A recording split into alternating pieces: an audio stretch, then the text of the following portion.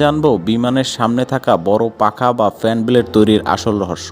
আপনি যদি পেজে নতুন হয়ে থাকেন তাহলে প্লিজ ফলো করে দিন। আপনি কি জানেন একটি বিমানের ইঞ্জিন আকাশে ওড়ার সময় প্রতি সেকেন্ডে প্রায় 1 টন বাতাস টেনে নেয়, আর এই অসম্ভব কাজটি করে ইঞ্জিনের সামনে থাকা এই বিশাল পাখা বা ফ্যান ব্লেডগুলো। এই ব্লেডগুলো বসানো কিন্তু মোটেও সহজ কাজ নয়। এগুলো সাধারণত টাইটেনিয়াম বা কার্বন ফাইবার দিয়ে তৈরি হয়। প্রতিটি ব্লেডকে অত্যন্ত নিখুঁতভাবে একটি নির্দিষ্ট কোণে রোটর ডিস্ক এর ভেতরে স্লাইড করে বসানো হয়। এরপর লকিং পিন দিয়ে সেগুলোকে আটকে দেওয়া হয় যাতে প্রচন্ড গতিতে ঘোরার সময় এগুলো খুলে না যায়। এই ফ্যান ব্লেডগুলোর প্রধান কাজ হলো বিশাল পরিমাণ বাতাস টেনে নিয়ে পেছনে ঠেলে দেওয়া, যাকে বলা হয় থ্রাস্ট। এই ধাক্কাতেই বিমান সামনের দিকে এগিয়ে যায়।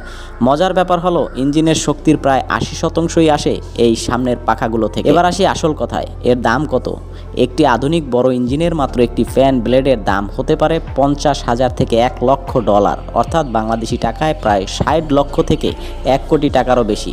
আর এই ইঞ্জিনের এমন 20 থেকে 30টি ব্লেড থাকে। ভিডিওটি ভালো লাগলে একটি লাইক করুন এবং শেয়ার করে দিন।